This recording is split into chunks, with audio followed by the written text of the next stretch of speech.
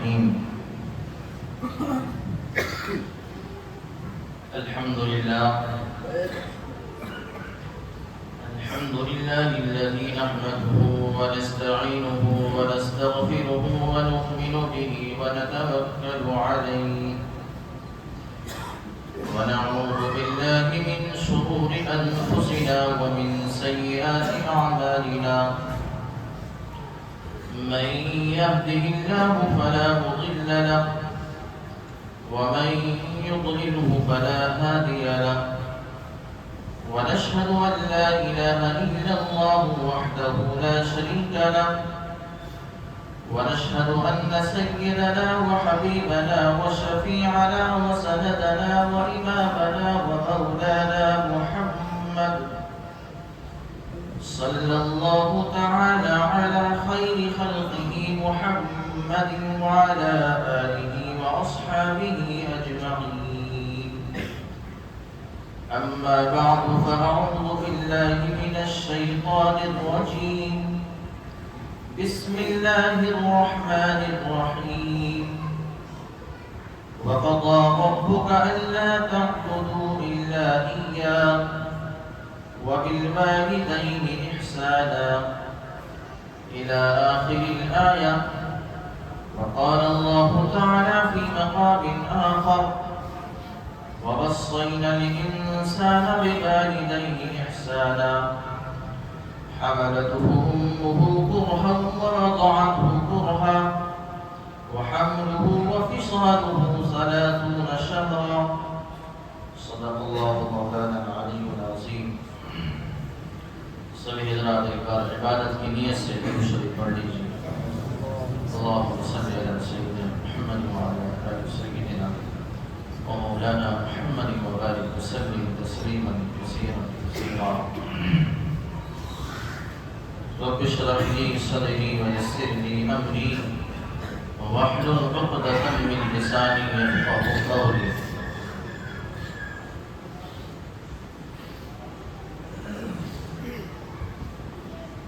اللہ رب العزت کا احسان ہے، کرم ہے اور پروردگار عالم کا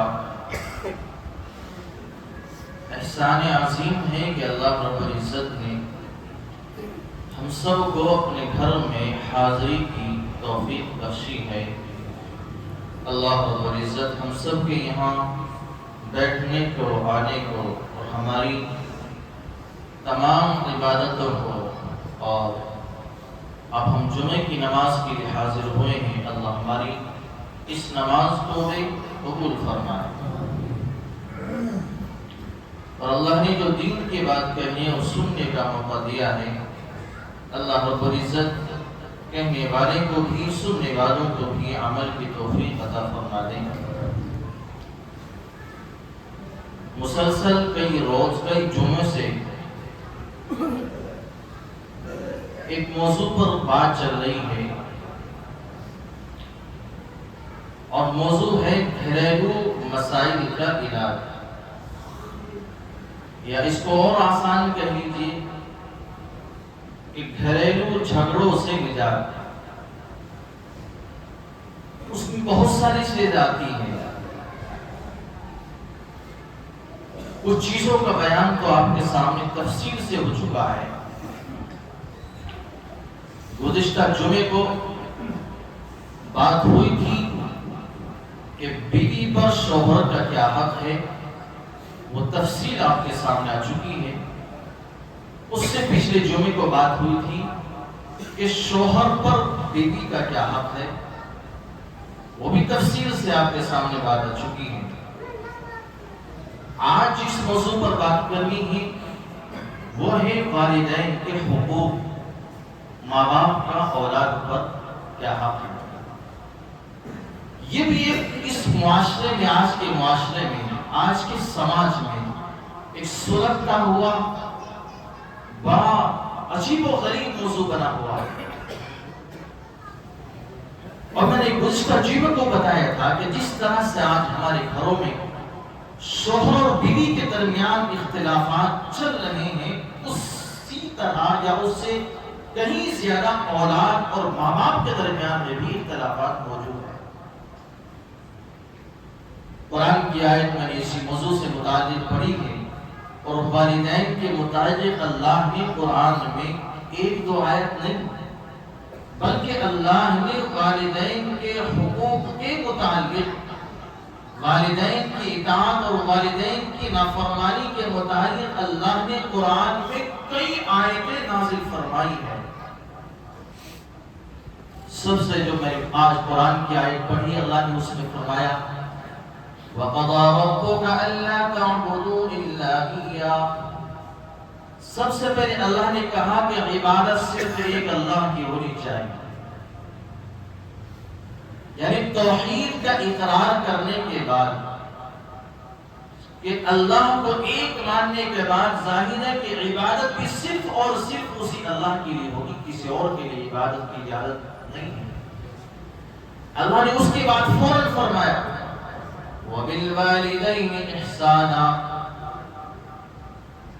یعنی توحید کے بعد، اللہ کی عبادت کے بعد بندوں کے حقوق کے متعلق اللہ نے فرمایا کہ سب سے زیادہ انسان اپنے والدین کے ساتھ حسن سلوک کرے، اپنے والدین کے ساتھ اچھا برتاؤ کرے، اپنے والدین کے ساتھ خوش اخلاقی سے پیش آئے۔ اسی ایک تو یہ بات پتہ چلتا ہے کہ اللہ رب العزت نے اپنی عبادت کے فوراً بعد فرمایا کہ میری عبادت کے فوراً بعد تمہیں اپنے والدین کا حسن سلوک، اپنے والدین کے ساتھ اچھا برتاؤ سے پیش آنا ہے۔ اس سے پتہ یہ چلتا ہے کہ اللہ نے والدین کے مقام کو کتنا بلند درجہ دیا ہے کہ قرآن کی اس آیت میں اللہ نے فوراً پہلے اپنی عبادت کا حکم دیا، فوراً فرمایا کہ وَبِالْوَالِدَيْنِ إِحْسَانًا، اور آگے اللہ نے وہ بھی فرمایا إِمَّا يَبْلُغَنَّ عِندَكَ الْكِبَرَ أَحَدُهُمَا أَوْ كِلَاهُمَا۔ قرآن کی آیت کا ترجمہ سنتا جایا،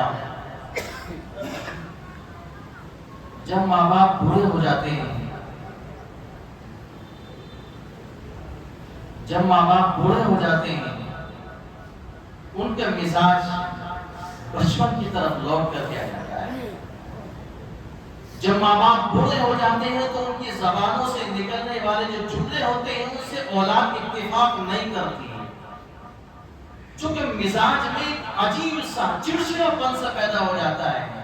اللہ نے اسی پر تاکید کے طور پر فرمایا إِمَّا يَبْلُغَنَّ عِندَكَ الْكِبَرَ أَحَدُهُمَا أَوْ كِلَاهُمَا، کہ اگر ان میں سے کوئی ایک یا دونوں،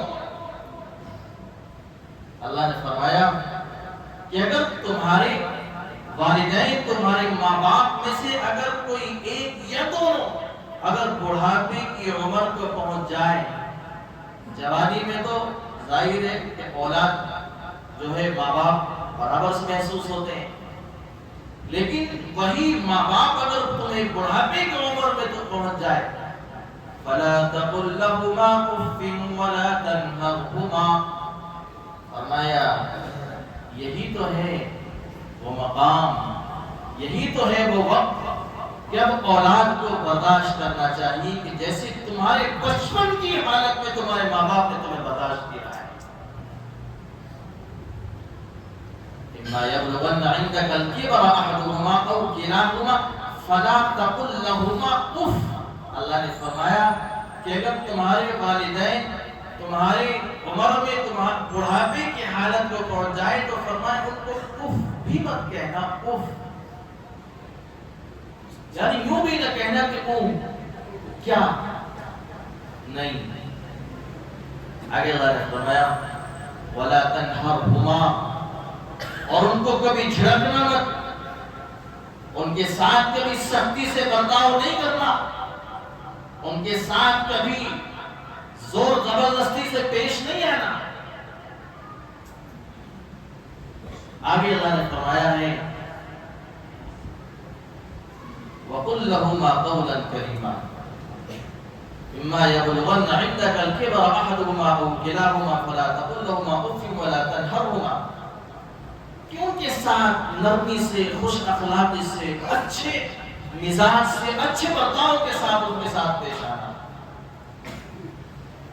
پھر آگے اللہ نے فرمایا کہ آخری اسٹیج تمہارے لیے ہے کہ تم اپنے والدین کے لیے، اپنے ماں باپ کے لیے اللہ سے رحمت کی دعائیں کرتے رہنا۔ وَقُلْ رَبِّ ارْحَمْهُمَا كَمَا رَبَّيَانِي صَغِيرًا، اللہ ان ماں باپ نے جیسے ہمیں بچپن کی حالت میں پالا ہے اور ہماری بچپن کی حالت میں انہوں نے بڑی بڑی قربانیاں دی ہیں، اللہ ان کو آپ رحمت کی نظر رکھنا، ان کو ہمیشہ مغفرت کرتے رہنا، اور ان پر آپ اے اللہ خاص رحمت والی نظر رکھنا۔ یعنی ماں باپ کے لیے، اولاد کے لیے ضروری ہے کہ وہ اپنے ماں باپ کے لیے ہمیشہ اللہ سے رحمت اور مغفرت کی دعائیں کرتے ہیں۔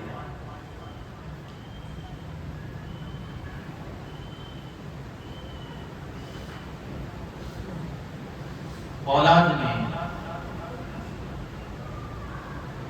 نہیں، ماں باپ میں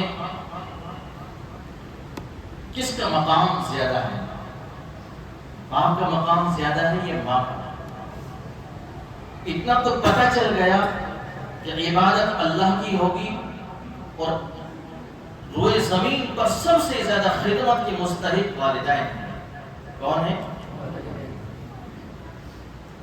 خدمت، سب سے زیادہ خدمت کے مستحق والدین، سب سے زیادہ حسن سلوک کے مستحق والدین، اور عبادت کی مستحق ذات صرف تنہا اللہ کی۔ اب معلوم یہ ہوتا ہے کہ سوال یہ ہے کہ اتنا تو پتہ چل گیا کہ والدین خدمت کے مستحق ہے، سب سے زیادہ اولاد پر ماں باپ کی خدمت ضروری ہے، لیکن ماں باپ میں بھی کس کا حق مقدم ہے، کس کا حق مؤخر ہے، کس کا پہلا حق ہے، کس کا دوسرا حق ہے؟ ایک صحابی یا رسول اللہ، ایک شخص سوال کرتے یا رسول اللہ، میں کس کے ساتھ سب سے زیادہ اچھا برتاؤ کروں؟ میرے حسن سلوک کے مستحق سب سے زیادہ کون ہے؟ فرمایا حضور پاک علیہ الصلوۃ والسلام نے کہ تیری ماں۔ پھر پوچھا یا رسول اللہ پھر کون ہے؟ کہا کہ تیری ماں۔ پھر کہا یا رسول اللہ پھر کون ہے؟ کہا کہ تیری ماں۔ چوتھے نمبر پر کہا کہ پھر یا رسول اللہ کون ہے؟ کہ تیرا باپ۔ یعنی ماں کے حسن سلوک اور ماں کی خدمت باپ کے مقابلے میں باپ 1/4 خدمت کا مستحق ہے اور ماں 3/4 خدمت کی مستحق ہے۔ کیوں؟ اس لیے کہ ماں اولاد کے لیے جو قربانیاں پیش کرتی ہے، ماں اولاد کے لیے جو تکلیفیں، جو مصیبتیں جھیلتی ہیں، باپ تو 100 میں سے 1 بھی حصہ قربانی پیش نہیں کر سکتا جو ماں پیش کرتی ہے۔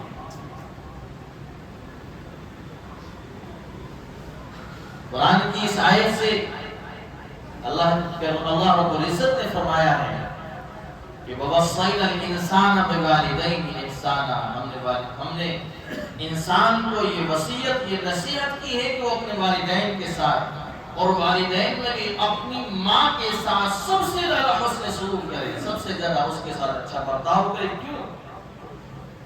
اللہ رب العزت نے ماں کی 3 قربانیوں کا ذکر کیا اس آیت کے اندر۔ حملتہ امہ کرہا، اس کی ماں نے اس کو جنا ہے، اس کی ماں نے اس کو پیٹ میں رکھا ہے تو تکلیف سے، اس کی ماں نے اس کو جنا ہے تو تکلیف سے، وحملہ وفصالہ 30 شہرا، اور اس کی ماں نے اس کو جو 2 سال تک دودھ پلایا ہے تو اپنے خون جگر سے، اپنے بدن میں سے اور رگ و ریشے سے نچوڑ کر کے اس کی چھاتی میں جو خون جمع ہوتا ہے، جو پھر دودھ بن جاتا ہے، وہ اس کی ماں نے اپنے بچے کو دودھ کی شکل میں دیا ہے۔ یہ قربانیاں وہ قربانیاں ہیں، 3 قربانیاں کہ جن قربانیوں کی ایک جھلک بھی باپ کو نصیب نہیں ہوتی۔ ان قربانیوں میں باپ کا کوئی حصہ نہیں ہوتا ہے۔ وہ ماں کہ جو اپنے پیٹ میں اپنے بچے کو 9 یا 10 مہینے تک اپنے بچے کو اپنے پیٹ میں 2 یا 3 کلو وزن لے کرتی ہے۔ ہمارے پیٹ میں تو ذرا سی ایک آدھ گرام کی اگر پتھری بھی پیدا ہو جائے تو انسان آپریشن کرانے کے لیے تیار ہو جاتا ہے. اور وہ ماں 2-3 کلو کا وزن اپنے پیٹ میں اٹھا کر کے سارا بوجھ اپنے پیٹ میں برداشت کر کے اپنے گھر کا سارا کام کاج کرتی ہے. سب کچھ کام کرنے کے باوجود وہ ماں اپنے پیٹ میں اس بچے کو لیے پھرتی ہے جو اس کے شوہر کے مادہ ملیہ سے اس کے پیٹ میں پہنچا ہے. اور 5 ظالم درندہ صفت جو انسانیت کی حدود کو پار کر جاتے ہیں اور ظالموں کی فہرست میں وہ اپنا نام لکھوا لیتے ہیں. ایسی حالت میں بھی کہ جب ان کی بیوی پیٹ سے ہوتی ہے، حمل سے ہوتی ہے، اور اس کی پیٹ سے مادہ ملیہ کے ذریعے سے جو اس کی بیوی کے پیٹ کے اندر جو منی کا قطرہ پہنچا ہے، اس منی کے قطرے سے جو اس کی بیوی کے پیٹ کے اندر جو بچہ پل رہا ہے، وہ شوہر ظالم اس وقت اپنے بچے کی تکلیف کا، اپنے بیوی کی تکلیف کا احساس بھی نہیں ہوتا. ذرا سی بات پر ٹارچر کر اس پر اسی حالت میں ظلم کرتا ہے، اس کو تکلیف پہنچاتا ہے، اس کو مارتا ہے، اس کو پریشان کرتا ہے. حالانکہ اسے یہ احساس نہیں ہوتا کہ جو اس کی بیوی کے پیٹ میں جو بچہ ہے وہ خود اسی کا بچہ ہے. انسان بھول جاتا ہے. ایسے بہت سارے واقعات سامنے آتے ہیں کہ وہ ظالم شوہر جو اپنی بیوی پر ایسے وقت میں ظلم کرتا ہے کہ اس کی بیوی حمل سے ہوتی ہے اور اسے احساس تک نہیں ہوتا کہ کس کرب سے، کس تکلیفوں کے ایام سے گزر رہی ہے. اور اگلا مرحلہ آتا ہے بچے کو جننے کا، کہ جب وہ عورت بچے کی پیدائش کے وقت میں موت اور زندگی کے درمیان میں ہوتی ہے. وہ عورت کہ جب بچے کو پیدا کرتی ہے تو وہ موت اور زندگی کے درمیان میں ہوتی ہے کہ اگر اسی حالت میں اس کا انتقال ہو جائے تو ہم نے پڑھا ہے اور سنا ہے کہ شہید کا مقام ملتا ہے اس کو. لیکن وہ عورت وہ درد وہ تکلیف جھیل کر کے بچے کو جنتی ہے، پھر مسلسل اسے 2 سال تک اپنے خون جگر سینچ کر کے اپنے چھاتی سے اس کو دودھ پلاتی ہے. تو کیا ماں کا حق باپ کے مقابلے میں زیادہ نہیں ہونا چاہیے؟ ظاہر ہے. اسی لیے تو ماں کا حق 3 بتایا ہے اور باپ کا حق 1 مرتبہ بتایا ہے. ایک شخص نے پوچھا، امی میں تیری خدمت اتنے دنوں سے کر رہا ہوں، کیا میں نے تیرا حق ادا کر دیا؟ کہا کہ بیٹا جب تو پیدا ہوا تھا تیری پیدائش کے وقت جو میں نے درد سہے تھے، اس درد کے ان دردوں میں سے ایک درد کا حصہ بھی تو زندگی بھر خدمت ادا کر کے نہیں کر سکتا. اور جب تو پیدا ہو گیا پھر میں نے اپنی چھاتی سے جو خون جگر سینچ کر کے تجھے چسکی کر کے دودھ پلایا تھا، ایک چسکی دودھ کا حق ادا بھی زندگی بھر خدمت کر کے اولاد ادا نہیں کر سکتی. سوچے وہ اولاد، وہ بچے، وہ بچیاں، وہ بیٹے جو اپنے ماں باپ پر ظلم کرتے ہیں، اپنے ماں باپ سے ناراض رہتے ہیں. شریعت میں قرآن کا فیصلہ تو یہاں تک ہے کہ اگر ماں باپ کافر بھی ہے، مشرک بھی ہے، تب بھی ان کے ساتھ حسن سلوک، ان کے ساتھ خدمت اسی درجے کی ہوتی ہے کہ جو ماں باپ مسلمان ہوتے ہیں ان کی جس طرح سے خدمت اولاد پر ضروری ہے، اسی طرح سے اگر ماں باپ کافر اور مشرک بھی ہے تب بھی اولاد پر اسی طرح سے خدمت ضروری ہے. البتہ اگر وہ شرک کا یا کفر کا کوئی حکم دے تو اولاد کے لیے ماننا ضروری نہیں، لیکن حسن سلوک کرنے میں، اچھا برتاؤ کرنے میں، ان کی خدمت کرنے میں اولاد پر برابر کا وہی حق ہے جیسے ایک مسلمان کا ہوتا ہے.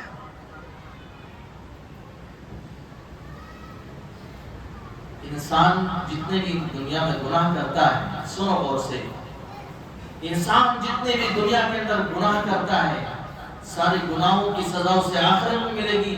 5 گناہ وہ ہوتے ہیں، سن لے کان کھول کے، وہ اولاد جو اپنے ماں باپ کو نافرمانی کرتی ہے، اپنے ماں باپ کو ناراض رکھتے ہیں، ایسے ہی سوتے ہیں، ایسے ہی اڑ جاتے ہیں اور ایسے ہی ان کے ماں باپ دنیا سے رخصت ہو جاتے ہیں کہ اگر والدین